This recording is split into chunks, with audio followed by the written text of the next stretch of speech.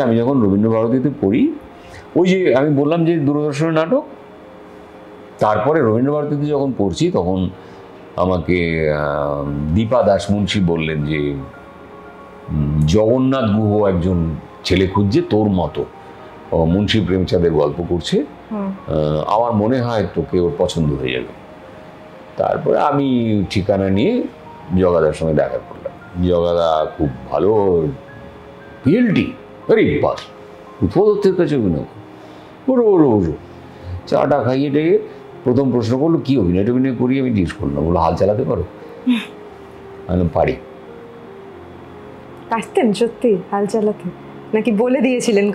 না, বলেছিলাম পারি, মানে পারি। এইবারে মানে কাঁচা একটা খিস্তি করলো, করে বললো তোমার কোনো ধারণা আছে?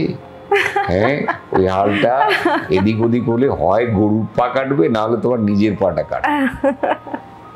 হাল চালানোর শট আছে। ভেন্ন বলে একটা গল্পে আমি অভিনয় করেছিলাম, সেইটা আমার প্রথম বড় কাজ। বড় কাজ মানে 6 এপিসোডের ছিল, তার মধ্যে 4 এপিসোড আমি ছিলাম।